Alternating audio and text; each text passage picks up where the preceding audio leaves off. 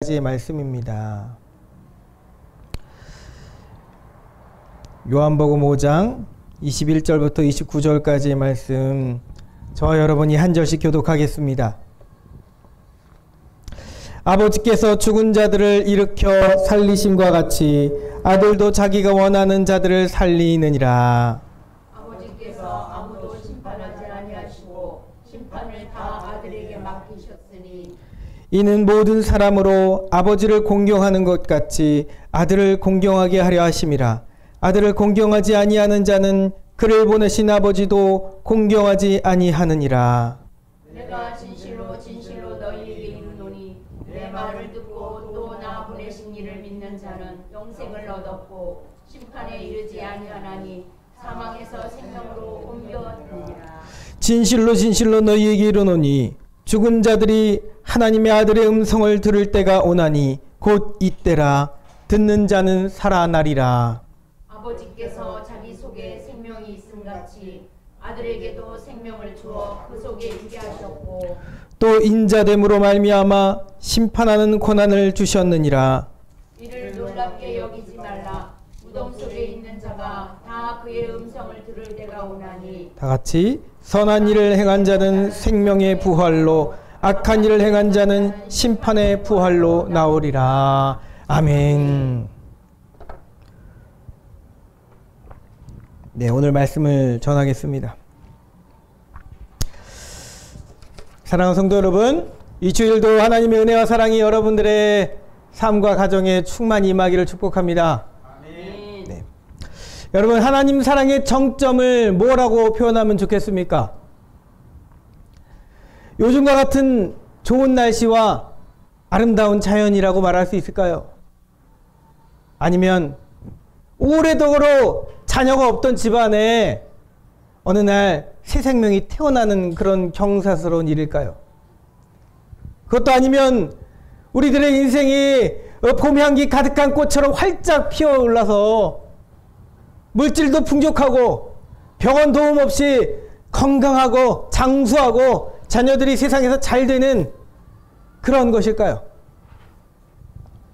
물론 그런 것들은 다 복입니다. 저는 여기 계신 우리 성도들 뿐만 아니라 병원에 계신 우리 집사님도 모두가 다 복되고 형통한 삶을 살게 되기를 간절히 바랍니다. 그러나 그런 복들도 오늘의 나를 있게 하신 하나님 사랑의 정점은 아닙니다.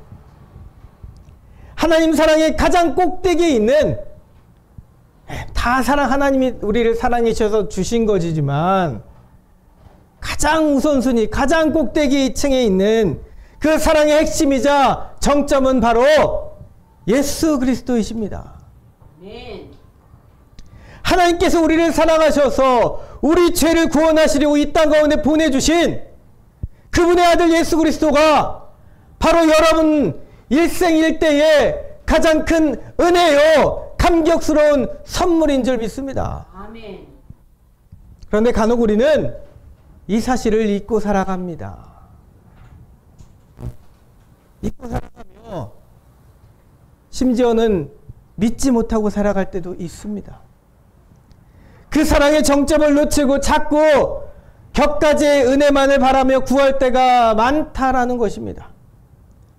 성도가 이 땅에서 잘 되는 것, 평안한 것, 저도 바라고 우리 하나님도 원하시는 것이지만 그것은 마치 이런 거예요. 크리스마스 날 가운데 크리스마스 트리에 이제 선물 상자가 놓여 있으면 아이들 생각해 보세요. 네. 생각나도 오나. 선물 상자가 앞에 놓여 있는데, 아니면 내 생일날에 선물 상자가 누가 선물을 막 갖다 이것저것 막 가져왔어요. 세연아, 듣고 있어요? 네. 근데 제일 가운데, 정가운데 집채만한 선물이 하나가 있어요. 예쁘게 포장되어 있고, 거기에는 여러분들이 좋아하는 문예들이 막 있고. 근데 가운데 있는 가장 큰 선물은 관심도 없으면서 옆에 있는 격까지 옆에 알록달록한 조그만한 포장지에만 관심을 두는 것입니다. 바로 그것입니다, 여러분. 가장 큰 선물을 뜯어보지도 않고 주변에 흩어져 있는 작은 포장들에만 관심을 두는 것과 같다라는 것입니다. 하나님의 사랑이 정점인 예수님을 보지 않으면 그렇다는 것입니다. 우리는 자주 잃어버립니다. 사탄은 자주 우리 마음을 현혹시킵니다. 흔한 말로 물을 흐려놓습니다. 심지어 앞에 있는 목사도 마찬가지입니다. 물을 자꾸 흐려놔서 교회가 자꾸 연약한 모습이면 하나님 사랑도 나에게 주신 사랑이 작은가 보다 라고 생각하는 것이죠. 이게 물을 흐려놓는 것입니다. 우리를 낙심케 하고 마음 연약하게 하고 지금 내게 환경에 주어져 있는 것에 연약하니까 자꾸 그것을 채우려고 세상적인 복을 따로 구하는 그 모습이 바로 사단이 주는 무리를 흐려놓는 그런 모습입니다. 그리고는 정말 정가운데 있는 가장 큰 선물, 이미 주어진 선물은 관심도 없는 것처럼 살아가는 우리들의 모습이 있다라는 것입니다. 사랑하는 성도 여러분, 신앙생활은 정의와 도덕 같은 삶의 교훈을 가지고 살아가자는 것이 아닙니다. 윤리와 도덕은 저 세상에도 있습니다. 그러므로 우리는 그런 것들이 아니라 복음의 진짜를 알아야 됩니다. 하나님 사랑의 정점을 알아야 됩니다. 이 땅의 사람들이 자신들의 운명을 믿고 따를진데 많은 사람들이 운명을 믿고 따릅니다. 그렇게 따를진데 오직 예수님은 우리들의 그 운명을 완전히 뒤바꿔 놓는 능력의 이름입니다. 아멘. 모든 사람은 정해진 운명이 있다라고 하죠. 부모가 지어준 이름 따라 살게 되는 것, 어느 땅에 묘자리를 놔야 후손이 잘 된다고 하는 것, 출세하고 부자가 될 어떤 운명들, 사람에게 정해진 운명이 있으니 사실 그런 것들이 아닙니다. 세상 사람들은 그런 것을 운명이라고 말하지만 그런 것들이 진짜 운명이 아닙니다. 그런 것들은 사람들이 그저 바라고 궁금해하는 세상에서 뭔가 어떻게 어느 길로 가야 어떤 직업을 가져야 누구랑 만나서 결혼을 해야 어떻게 삶이 풀리고 형통하고 한다는 거 생각하는 그런 것들은 진짜 운명이 아닙니다. 그런 것들은 오히려 사단이 삶 가운데 사단이 우리를 유혹하기 위해 주는 사탕 발림에 불과한 것들입니다. 사단이 쓰는 사탕 발림이라는 것이죠. 달콤한 사탕 주는 것만 같습니다. 그러면 여러분, 모든 자에게 주어진 진짜 운명이라는 게 무엇입니까? 기독교인들은 운명을 믿지 않는다고 하잖아요. 그런데 기독교인들에게도 모든 사람에게는 정해진 운명이라는 게 있습니다. 그 한자 말을 우리가 의지해서 따로 하는 게 아니라 하나님이 정해놓으신 운명이라는 게 있습니다. 이단처럼 들리죠? 이상하게 들리죠? 제가 목사가 무슨 말을 하나? 그런데 정해진 운명이 있다라는 것입니다. 사람들이 생각하는 그런 것들이 아닙니다. 바로 이것입니다. 히브리서 9장 27절에 이미 기록되어 있습니다. 한 번 죽는 것은 사람에게 정해진 것이요 그 외에는 심판이 있으리니. 할렐루야. 아멘 하세요. 모든 사람은 반드시 죽게 된다는 것입니다. 아담 이후로 이 운명에서 벗어난 사람은 세상에 단 한 명도 없습니다. 이것이 우리에게 정해진 운명이라는 것이죠. 교회를 다니든 안 다니든 세상 사람들이 무슨 세상 성공하기 위해 몇 자리를 어디에 따로 두고 그런 격가지 것들이 아니라 그 모든 종국에 정해져 있는 운명이 바로 이것입니다. 아무도 거스를 수 없는 운명, 모두가 다 죽게 된다는 것. 그런데 그것이 끝이 아닙니다. 더욱 중요한 운명이 있으니 그것은 바로 죽음 후에는 끝이 아니라 심판이 있다라는 것입니다. 오늘 설교 말씀, 혹시 오늘 새로 오신 집사님이든 성도님이 계시면 꼭 전하고 싶었습니다. 그리고 뿐만 아니라 우리 스스로도 다시 들어야 되는 이 말씀을 꼭 받기 바랍니다.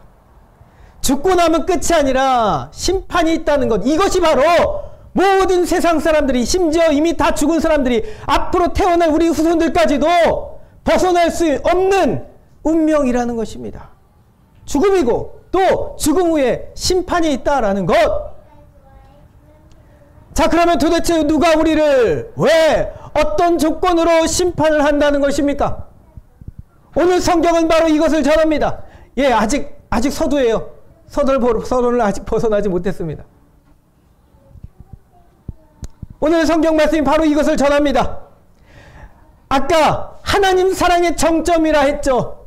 바로 정점인 예수 그리스도께서 바로 우리를 심판하신다는 것입니다. 또한 정해진 운명을 거스르는 놀라운 일을 그가 행하신다는 것입니다.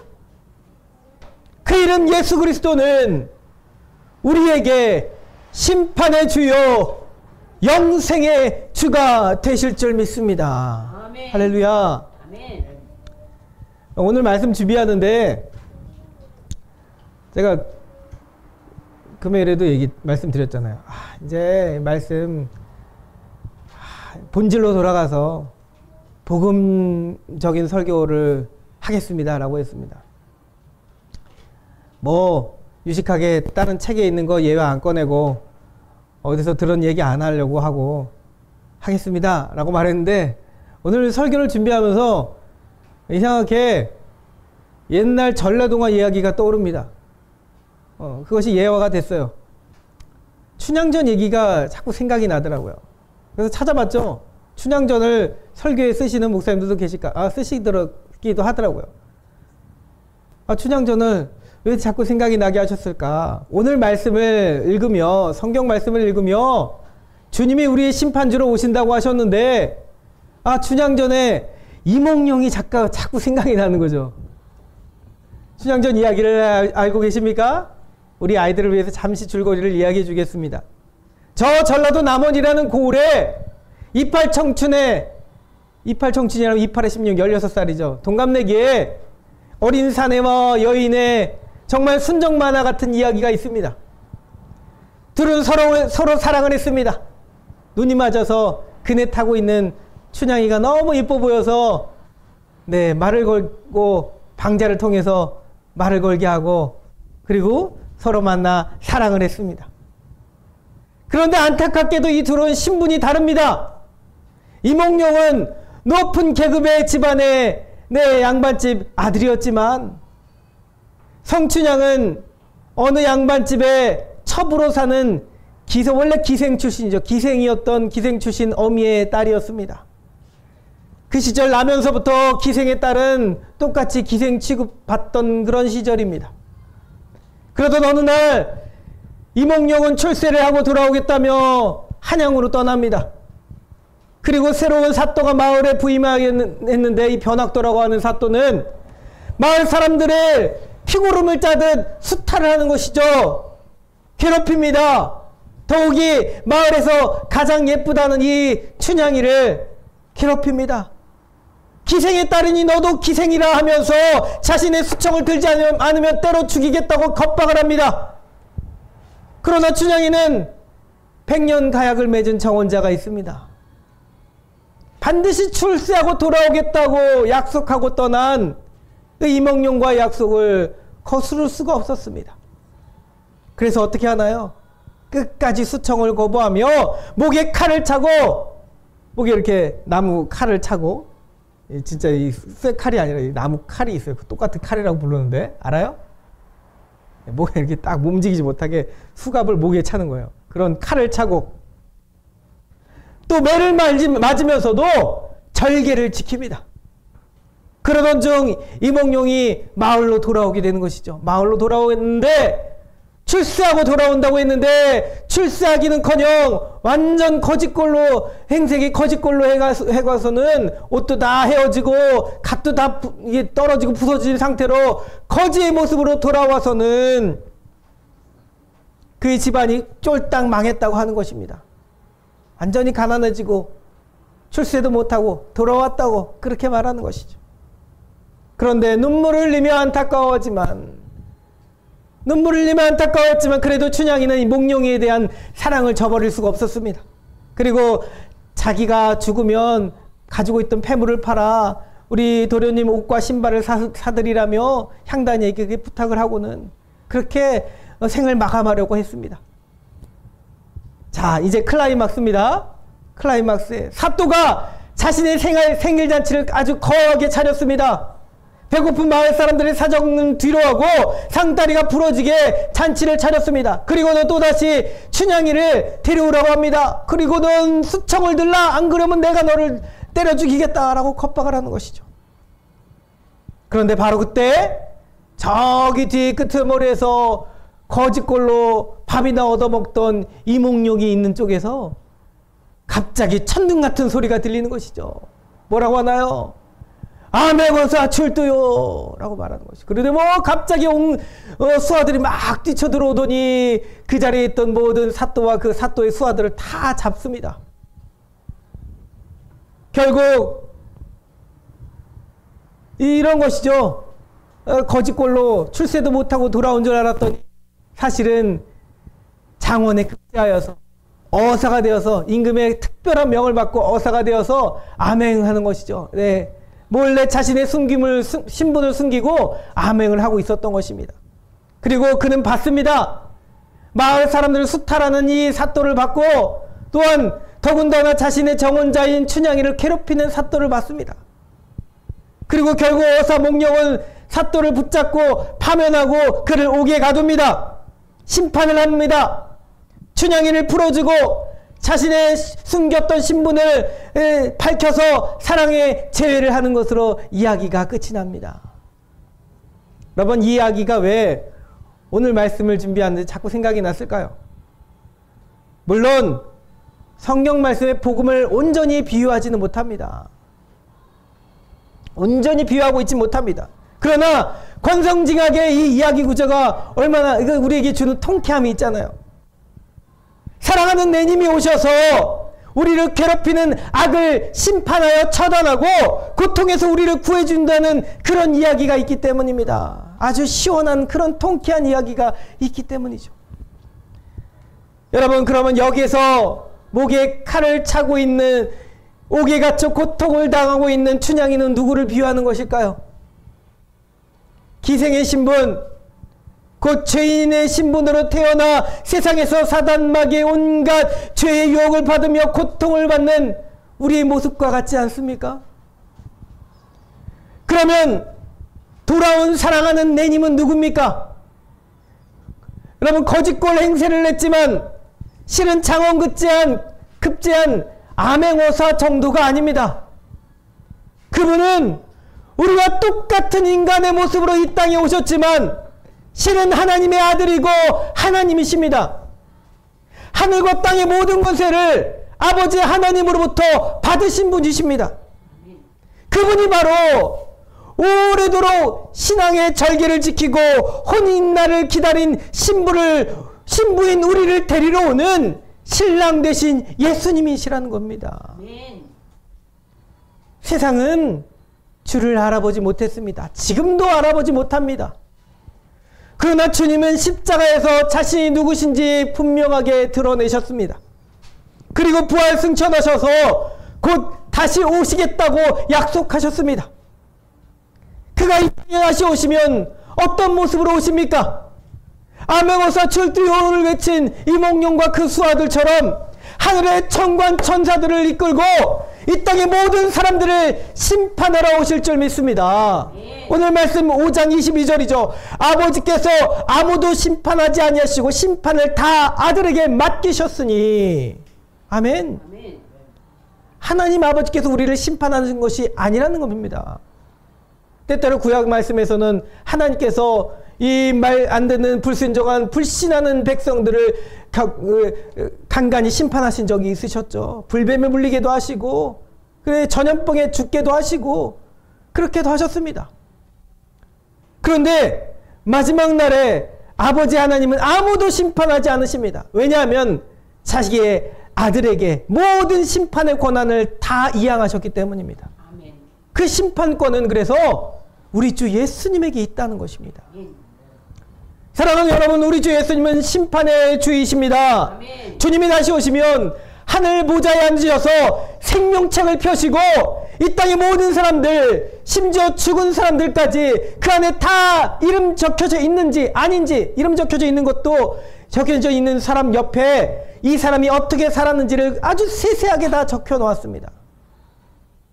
그래서 성경 말씀에 이런 말은 기록되어 있지 않지만 많은 믿음의 사람들이 그렇게 증언을 합니다. 여러분, 우리 사람들 한 명 한 명 가운데 다 천사들이 붙어 있다는 것이죠. 천사들이 붙어 있어서, 예수님을 믿는 모든 백성들에게 천사들이 붙어 있어서 그들 옆에서 그들의 삶의 행적을 다 기록한다는 것입니다. 손으로 발로 하는, 입으로 하는, 말로 하는 우리가 했던 말들, 행동들 뿐만 아니라 마음속으로 어떤 마음을 가졌는지, 미웠던 마음, 욕심을 가졌던 마음, 형제와 동생과 언니와 다퉜던 마음들까지도 심지어 아주 세세하게 다 적어 놓는다는 것입니다. 그리고 하늘로 올려왔을 때 생명책에, 주님이 그 생명책을 펼치시면 거기에 세세히 다 기록되어 있다는 것입니다. 그리고 마지막 심판날에 주님은 물어보실 것입니다. 너 왜 6월 1일 날, 6월 2일이죠. 6월 1일 날, 2024년 6월 1일 날 동생과 언니와 다투었느냐? 그 장난감이 뭐라고 다투었느냐? 물어보신다는 거죠. 네. 지금 잠깐 우스갯소리를 예를 들려서 한 거예요. 네, 아니야, 우스갯소리 아니에요. 주님은 정말로 그렇게 심판하신다는 겁니다. 바로 이것이 하늘로부터 우리에게 정해진 운명이라는 것입니다. 더 정확히는 이 운명이라는 한자의 뜻이 이 복음적인 이 성경의 말씀을 온전히 담고 있지 못하므로 더 정확히는 하나님의 계획이 있다라는 것입니다. 바로 우리에게 정해진 계획입니다. 그러면 심판의 권한을 가지고 계신 주님 앞에 우리는 어떻게 나가야 되겠습니까? 어떻게 주님 앞에 나와야 되겠습니까? 어떻게 해야 죽을 수밖에 없는 사망의 운명에서 우리가 벗어날 수 있다는 것입니까? 방법이 정말 있기는 한 것입니까? 여기에 오늘 말씀에 방법이 있습니다. 그 첫 번째는 심판의 주님을 경외해라는 것입니다. 심판에 따라합니다. 심판의 주님을 경외하라. 하나님께서 그 아들 예수님에게 심판의 권세를 주신 이유가 있습니다. 그것은 바로 23절 말씀이죠. 이는 모든 사람으로 아버지를 공경하는 것 같이 아들을 공경하게 하려 하심이니라. 여러분, 주님은 여기서 우리말 번역으로 공경이라고 표현하셨습니다. 그러나 우리는 더욱이 주를 경외해야 될 것입니다. 사실은 주님이 공경이라고 하셨지만 거기는 경외하라는 의미를 담고 계십니다. 바로 심판의 주님 앞에 두렵고 떨림으로 나아가야 된다는 것이죠. 단순히 공손이고 예의를 지키는 어떤 공경하는 우리 생각의 그런 뜻만이 아니라 거기에는 경외하는 것입니다. 두려워서 떨려서 그 말씀 앞에 머리를 조아리고 나아가는 것입니다. 주님은 우리의 모든 죄를 용서하고 사랑으로 섬겨주기 위해 이 땅 가운데 오셨지만 마지막에는 반드시 심판의 주로 오십니다. 예수님은 우리가 뭘 해도 좋으신, 다 받아줄 것만 같은 그런 분 것처럼 우리는 그렇게 느껴지잖아요. 다 받아주실 것만 같아서, 다 이해해 주실 것만 같아서 우리는 때로 예수님을 한없이 약한 존재를 생각할 때가 있습니다. 이 땅 가운데 오셨을 때는 그런 모습으로 오셨잖아요. 한없이 약한 존재. 사랑의 예수님이라고 자꾸 말을 하니 우리는 주를 만만하게 보는 경향들이 있습니다. 실제로 그래요. 우리 예수님을 만만하게 보는 경향이 있습니다. 예수님은 무서운 분이십니다. 우리 분명히 알아야 됩니다. 사랑의 주님이시지만 또 한편으로는 정말 무서운 분이십니다. 왜요? 하나님 아버지의 모든 심판권을 이양받으시고 그 심판의 주로 오시는 분이시기 때문입니다. 사랑해주고 안아주면 오히려 더욱 말도 잘 듣고 잘 따라야 되는데 이상하게 더 삐뚤어져 가고 머리 컸다고 이 사랑의 말을 잔소리로 듣는 자녀들의 모습이 있습니다. 그러나 우리가 분명히 알아야 될 것은 주는 사랑의 주님이시지만 거룩의 주요 마지막 날에는 심판의 주로 오신다는 사실입니다. 그날에는 용서가 없습니다. 예, 우리 이것을 들으셔야 돼요. 그 마지막 날에는 용서라는 게 없습니다. 이 땅 가운데 살 동안에는 우리 삶 가운데는 용서가 있습니다. 언제라도 회개하면 다 용서해 주십니다. 그러나 그날에는, 그 마지막에는 용서 없다는 것입니다. 심판을 통해 오로지 사망과 구원만 있을 뿐입니다. 그러므로 주님을 경외하시기 바랍니다. 경외하시기 바랍니다.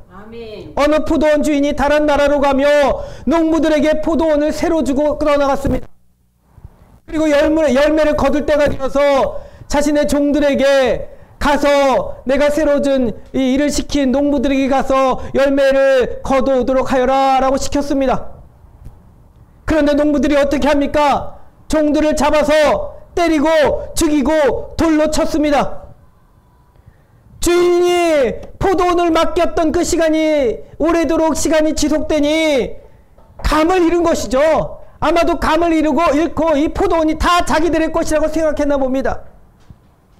그래서 이 포도원 주인은 다시금 두 번째로 종들을 더 많이 보냈는데 똑같이 그렇게 됐습니다. 또 돌로 치고 때리고 죽이기까지 했습니다. 결국 주인은 이렇게 생각을 합니다. 자신의 하나밖에 없는 아들을 보내기로 결심합니다. 만약 아들을 보내면 이들이 마음을 고쳐먹고 나를 존대하리라, 내 말을 따르리라 생각하며 아들을 보냈습니다. 그런데 어떻게 하나요? 어리석고 못된 종들이 어떻게 합니까? 이 포도원 주인의 명을 완전히 어겨버리고 아들이 왔으니 오히려 저가 바로 상속자이니 저를 죽이고 이 모든 포도원의 이 물건을 우리가 다 차지하자 하면서 때리고 죽여서 저 바깥으로 던져버렸습니다. 자, 여러분, 이를 알게 된 포도원 주인이 돌아왔을 때 이 농부들을 어떻게 하겠습니까? 이 말씀은 마태복음 21장 33절 이하에서 주님이 하신 비유의 말씀입니다. 오늘도 하나님은 당신의 아들 예수님과 예수님 말씀을 경외하는 우리가 그렇게 되기를 원하십니다. 십자가에 못 박아 죽게 했지만 건축자들이 버린 돌이 길모퉁이에 머릿돌이 하게 하신 하나님께서는 오늘 예수님을 경외하는 우리를 달리 보실 것입니다. 아멘. 주를 경외하기 바랍니다. 아멘. 두렵고 떨림으로 주님을 경외하시기 바랍니다. 두 번째는 무엇입니까? 따라합니다. 하나님 아들의 음성을 들으라. 여기 놀라운 사실이 있습니다. 무서운 심판의 주로 오실 예수 그리스도는 완전히 정반대의 모습도 가지고 계신다는 겁니다. 심판을 통해 영원한 죽음을 주실 뿐만 아니라 반대로 살리기도 하신다는 것입니다. 21절의 말씀처럼 주는 자기가 원하는 자들을 살리시는 분이십니다. 이 땅에 계실 적에도 야이로의 죽은 딸을 살리셨습니다. 죽어서 이미 나흘이나 지난 그 친구 나사로도 살려주셨습니다. 나인성에 살고 있던 어떤 과부에게는 하나밖에 없는 독자 아들이 있었는데 이 아들이 오늘 갑자기 죽게 됩니다. 청년입니다. 죽었습니다. 마을 사람들이 나와서 시체를 관에 넣고는 관을 들어서 옮기려고 합니다. 무덤으로 옮기려고 합니다. 그때 지나가시던 예수님께서 그 슬픔에 빠진 어미죠. 과부인데 또 독자인 아들이 죽었습니다. 모든 것을 잃은 것입니다. 세상에서 모든 것을 잃었습니다. 재산도 없고요. 남편도 없고요. 하나밖에 없는 아들이 죽었습니다. 여러분 그 심정이 어떻겠습니까? 그런데 그 슬픔에 가득한 과부에게 주님은 말씀하십니다. 울지 말라. 그리고는 관에 손을 얹어서 청년아 일어나라. 이 한마디로 청년이 관 속에서 일어나 주님과 대화를 하며 그렇게 다시 살아났습니다. 그뿐만이 아닙니다. 우리 주님은 생명 그 자체가 되십니다. 사망 권세를 이기시고 생명을 주시는 분이십니다. 십자가 보혈의 순간에도 땅이 진동하며 죽은 자들이 다시 일어나는 일들이 일어났습니다. 그래서 바로 주님이 사망을 이기시고 생명의 주로 오신다는 사실을 보여주는 것입니다.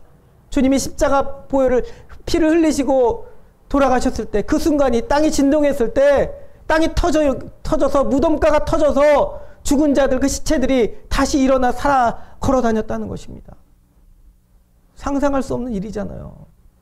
그런데 주님은 그 모든 상상할 수 없는 일들을 이루시는 분이신 줄 믿습니다. 이러한 주님의 역사는 단지 육신의 생명만을 주시는 것이 아닙니다. 더욱 중요한 사실은 영적으로 죽은 우리를 다시 살리신다는 것입니다. 오늘 25절의 말씀 함께 읽겠습니다. 25절이죠. 시작. 진실로 진실로 너희에게 이르노니 죽은 자들이 하나님의 아들의 음성을 들을 때가 오나니 곧 이때라. 듣는 자는 살아나리라. 아멘. 여기서 죽은 자들은 단지 육신이 죽은 시체들을 의미하는 것이 아닙니다. 육적으로 산 자나 죽은 자나 할 것 없이 하나님의 생명이 없는 영적으로 죽은 자를 말하며, 또 현재도 죽어 있는 자를 말하며, 또 현재도 죽은 자를 이야기하는 것입니다. 오늘 예수님 말씀 앞에서 아무런 감각이 없습니까? 때로 눈에 보이지 않는 하늘나라 일보다는 당장 앞에 보이는 세상 일이 더 걱정입니까? 안 맛보이는 그런 소금 같은 우리에게 주님은 말씀하시는 것입니다.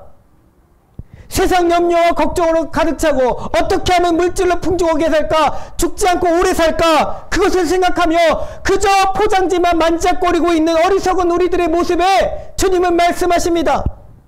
생명의 선물은 풀어보지도 않는 아직도 여전히 죽은 자라고 우리에게 말씀하시는 것입니다. 주님을 바라보지 않는 자는 지금 죽어 있는 자입니다. 그러나 하나님은 그래서 더욱 오늘의 희망의 메시지를 주신 것입니다. 이미 저 무덤가에 있는 사람들만 얘기하는 것이 아니라는 것이죠. 지금 우리를 말하며 지금 내가 기도해주고 있는 그 중보자들을 말합니다. 죽은 자들이 하나님의 아들의 음성을 들을 때가 오나니, 언제입니까? 곧 이때라! 이때라! 듣는 자는 살아나리라! 아멘. 아멘. 아이나 어린이나 할 것 없이 여러분 주님의 음성을 듣기 바랍니다. 아멘. 들어야지 삽니다. 아멘. 예수 잘 믿고 있다고 철석같이 여기던 여러분들도 들어야지 삽니다. 아멘. 할렐루야. 주의 말씀에 생명이 있습니다. 우리 어두운 삶에 빛이 나고 죽은 영혼이 살아나는 놀라운 변화가 바로 하나님의 아들 예수님의 음성을 듣는 것에서 시작되는 것입니다. 자, 이제 마지막입니다. 세 번째입니다. 따라합니다. 믿음으로 영생을 취하라. 영생을 취하라. 우리 주는 영생의 주님이십니다. 아멘. 만물을 심판하실 권세를 가지셨지만 믿는 자에게 정죄의 심판이 아니라 영원한 생명을 주십니다. 유월절 어린 양의 피가 문선죄에 발라졌으면 하나님의 백성들의 집은 그 죽음이 신이 건너갔습니다. 죽음의 사자가 건너갔습니다. 심판이 아니라 생명입니다. 우리 도훈이 기억나죠?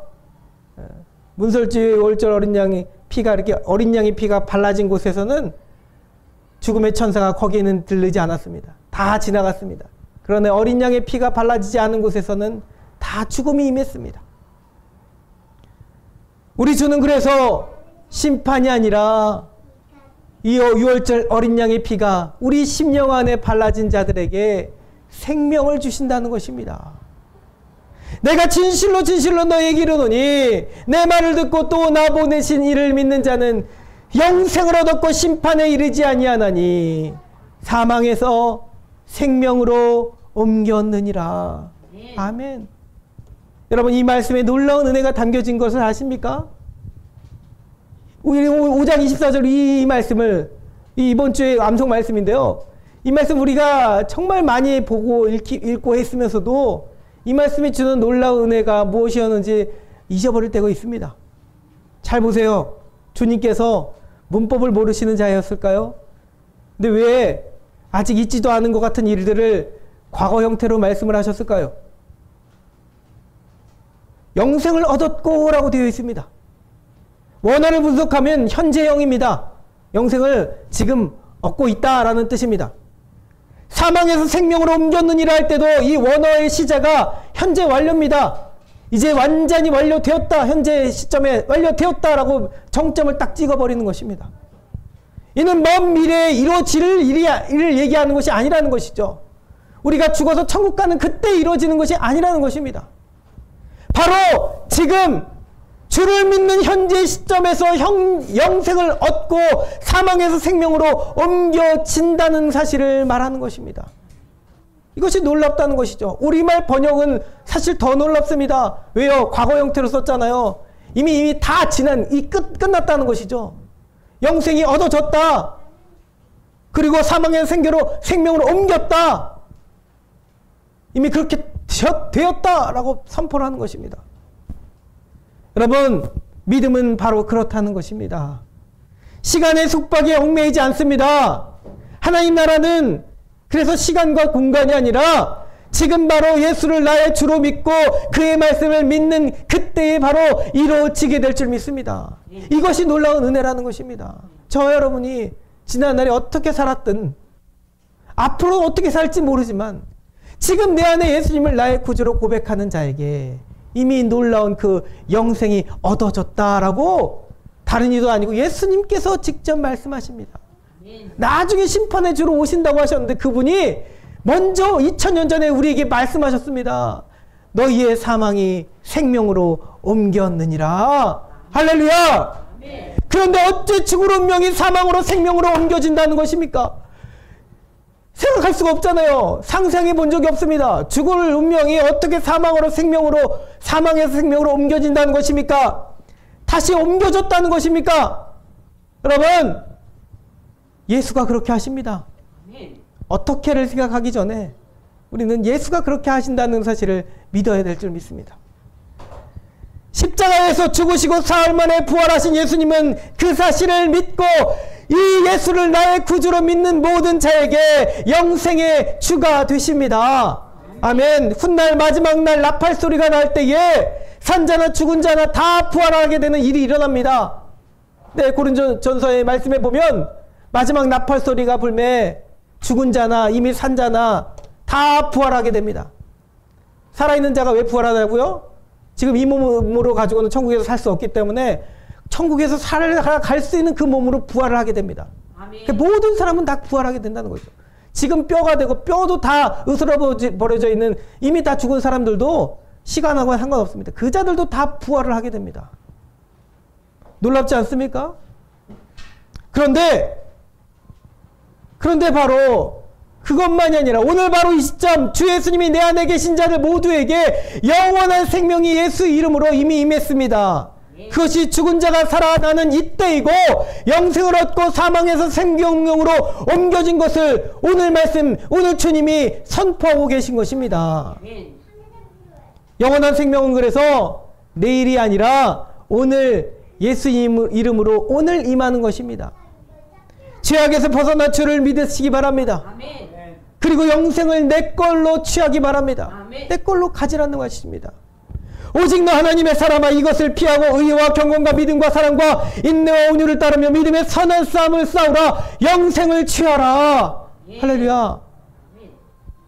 죄의 삭순 사망이요 하나님의 은사는 그리스도 예수 우리 주 안에 있는 영생이니라. 할렐루야. 주님 안에 영생이 있습니다. 말씀을 맺습니다. 우리가 잘 아는 저 이순신 장군, 임진왜란 때 이순신 장군은 이렇게 말했죠. 필사즉생이고 필생직사라 라고 말했습니다. 유명한 말을 했습니다. 반드시 죽고자 하면 살고 반드시 살고자 하면 죽을 것이다. 그러니까 죽기를 각오하고 싸우면 반드시 살 거라는 것이죠. 그런데 진짜 생명에 대한 진리는 바로 여기 있습니다. 답답한 인생 속에 여러분들이 영원히 진정 살고자 합니까? 단순히 목숨이 아니라 정말 내 영혼이 살고자 합니까? 이제 우울증에서 벗어나고 슬픈 마음에서 벗어나고 그 인생들에서 병원에 메어져 있는 그 삶에서 벗어나고 죄악 가운데 벗어나고 어려움 가운데 벗어나기를 그래 내 영혼이 정말 살만한 삶을 살기를 원하십니까? 그러면 죽음의 심판이 아니라 생명의 구원을 주시는 우리 주 예수님을 의지하시기 바랍니다. 주 예수님께 나아가기 바랍니다. 예수님, 오직 예수님, 예수만이 우리의 생명이 되실 줄 믿습니다. 주 예수를 믿으라. 그리하면 너와 내 집이 구원을 받으리라. 이 말씀은 모든 시절 태초부터 지금까지 역사되는 말씀인 줄 믿습니다. 또 주님은 말씀하십니다. 나는 부활이요 생명이니 나를 믿는 자는 죽어도 살겠고 또 무릇 나 살아서 나를 믿는 자는 영원히 죽지 아니하리니 이것을 내가 믿느냐? 이 말씀에 아멘할 수 있겠습니까? 여러분, 단지 육신의 삶을 얘기하는 것이 아니라 여러분들이 영혼의 삶을 얘기하는 것입니다. 무릇 살아서 나를 믿는 자는 영원히 죽지 아니할 거라 하십니다. 누구 때문에요? 예수 때문에요. 예수님이 여러분들의 영혼을 살리실 줄 믿습니다. 우리 함께 기도드립니다. 사랑과 충만한 은혜가 충만하신 하나님 아버지 감사합니다. 여전히 연약한 우리들은 예수님을 오해하며 때로 만만하게 보며 약한 자 예수님으로 내 삶의 문제들은 여전히 존재하여 내 문제들을 전혀 해결해 주지 못하실 존재로 생각할 때가 있음을 고백합니다. 용서하여 주시옵소서. 심판의 주로 오신다고 하셨는데 그 무서운 심판의 주이신 예수님 앞에 경외함으로 나아간 우리가 되기를 소망합니다. 곧 우리의 심령을 고쳐주시옵소서. 뿐만 아니라 영생의 주로 오시는 주님 앞에 믿음으로 나아가게 하여 주시옵소서. 주님의 말씀을 듣게 하여 주시고 듣는 귀가 열리게 하여 주시고 믿음으로 영생을 취할 수 있는 우리 모두가 되게 하여 주시옵소서. 감사드리며 우리 주 예수 그리스도의 이름으로 기도드리옵나이다. 아멘. 네, 이 시간 우리 함께